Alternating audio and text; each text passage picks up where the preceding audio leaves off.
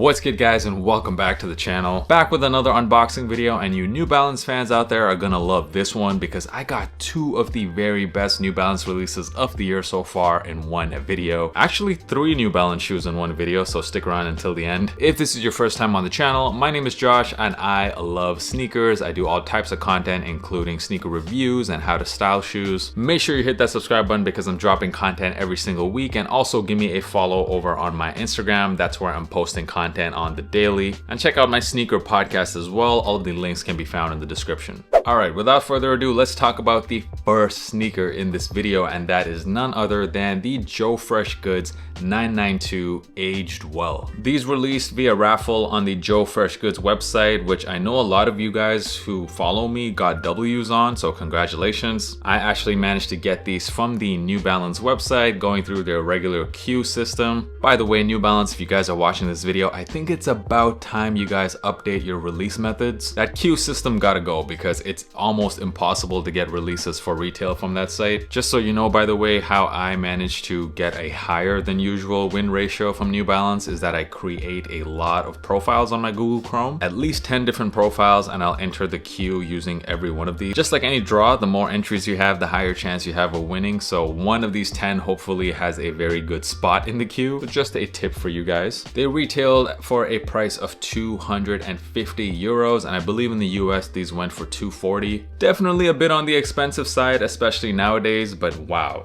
this is a gorgeous, I mean absolutely gorgeous looking shoe. I saw lots of pictures of the shoe going into the release, but none of them did these justice because in hand these are something else. The name of this collab is called Aged Well, which is supposed to represent the 5-year anniversary of Joe FreshGoods' partnership with New Balance, stating that the partnership has in fact aged quite well, much better than Joe FreshGoods ever imagined. His first ever release was the No Emotions Are Emotions 992, and a lot of people are saying that this colorway is supposed to be like an aged version of that original colorway. At least that's what it would look like if it were aged. The darker panels and the lighter panels do seem to match when you compare both these shoes together, so yeah, I think there is some truth to that. So that Aged Well name for this collab actually has multiple meanings, and I don't think he's lying about this collaboration aging well, because if you look at the history of Joe FreshGoods and New Balance, I think it's safe to say he's probably been the best collaborator for that brand over the last few years. What he does so well, I think better than any collaborator, is his power of storytelling through product. Joe FreshGoods definitely been iconic for New Balance. Let me know in the comments actually what has been your favorite JFG release so far. Mine actually sitting right back here at the 990 V3. Let's get into some of the details here, starting off with the box. So you get this pink or coral colored box here which says Aged Well right at the top, and you got some Joe FreshGoods branding on the side, a JFG logo there. Also says Made History on the other side of the box, and on the inside it says DBM, which I found out afterwards actually means Don't Be Mad, which is a pretty great acronym. I mean, every time my wife sends me an angry text going forward, I'm just gonna message back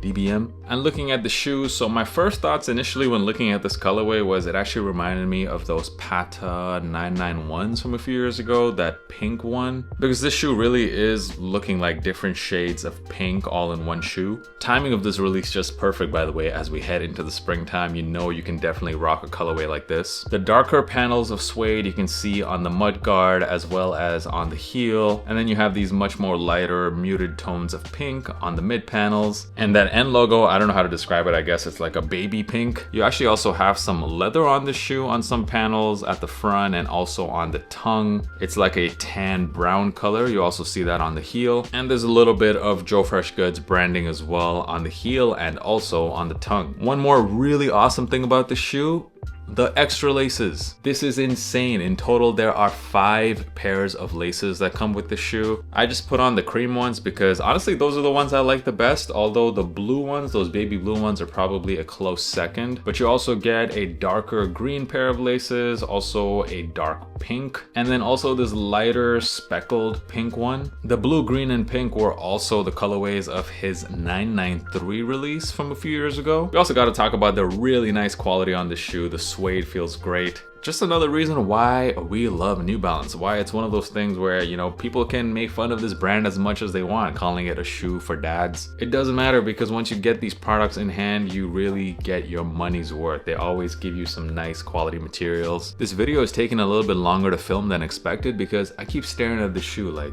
these are just so nice. For sizing, so I got them in the size I normally get with most of my 992s, which is my true size of a US 11. And that is the same size I wear in basically all my New Balance sneakers, including the entire 900 series. Doesn't matter, V3, V4, V5, V6. Same with 993s, I also get them in my true size. My feet I would describe as being slightly on the wider side. However, I have heard from a lot of you guys that going a half size down is what fits you the best in the 992, and this won't change with this pair either. I would say go with your normal New Balance size, whatever you're most comfortable with. It'll fit the same in the 992s. In fact, the only New Balances I've gone a half size down in are the 740 and the 550s. But everything else I do prefer to go with my true size. Also, these shoes are just incredibly comfortable. It's like the perfect amount of softness, I feel like. It's exactly the amount of softness that you can walk around all day in and your feet are not gonna hurt. 992s and 993s are some of the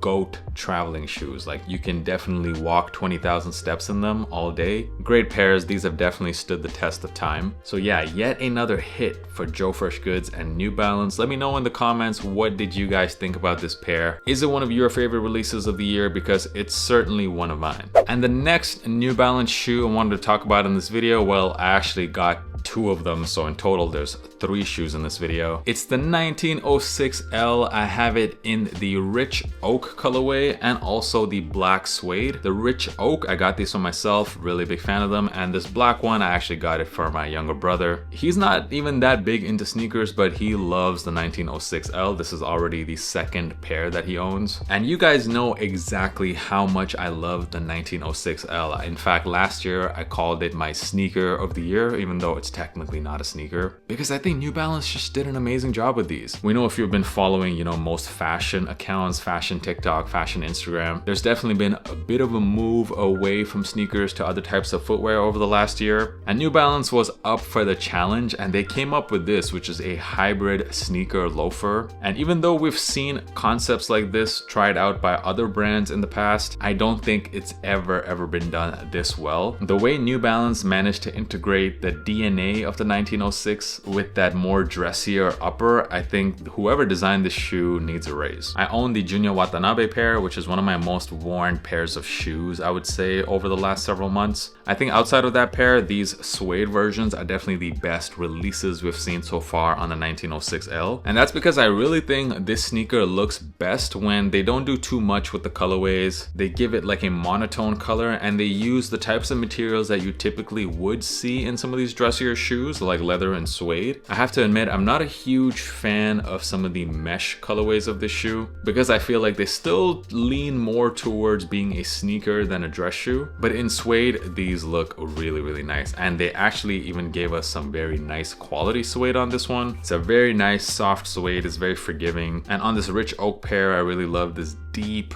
brown color, very rich brown color, and it's complemented with this black outsole. The black pairs are super nice as well. I think I would have definitely wanted to keep these for myself if I didn't already have the Junya pair, but because I do, I don't really see why I would keep both of these. So of the two of them, definitely this rich oak one is catching my attention. Let me know in the comments which of these two do you guys prefer. I do have one complaint though about the 1906L. To me, it's one of the weirdest fitting sneakers that New Balance has made in a long time. Almost every single version, every single colorway of the shoe fits different. The initial colorway, so that gray pair, for me was very tight, and I felt like you absolutely needed to go a half size up from your true size if you wanted to wear those. But then on the Junya Watanabe pairs, those I got those in my true size, and while they were a bit tight in the beginning, over time they definitely became much more loose. The leather started to stretch out a bit, and now they fit me perfectly. So in those I was true to size, but in these I got both of these colors colors in my true size, which is a US 11, and they're honestly quite loose. I'm getting quite a bit of heel slippage on this shoe, which is so weird because I had no heel slippage on the mesh pairs or the junior pairs, but on the suede version, there's definitely a bit of heel slippage. So I would actually recommend most of you guys to go down half a size if you're planning on getting either of these suede ones. And my feet are even slightly on the wide side, so it's saying a lot that I'm asking you guys to go down half a size. Yeah, it's pretty weird that almost every different version of the shoe is fitting different, so it seems like for the suede pairs you want to go down half. But if you're looking for a comfortable loafer, you're not going to find a more comfortable loafer than these. It comes with that energy midsole, which is extremely comfortable for all day wear. So this is like a perfect shoe to, you know, wear to the office or any fancier place you want to go to where you don't really want to wear sneakers. This is a great alternative. Huge fans of these. Even in 2025, I have to say the 1906L is one of my favorite shoes that New Balance is making right now. So there you have it, guys. 3 different New Balance pairs in this video. Let me know which one was your favorite. To all the New Balance fans watching this video, thank you for stopping by and for supporting my channel. Once again, do not forget to follow me on Instagram. That's where I'm the most active, and I will respond to each and every one of your DMs. And make sure you're subscribed so you will get notified when I drop my next video. I'll catch you guys in the next one.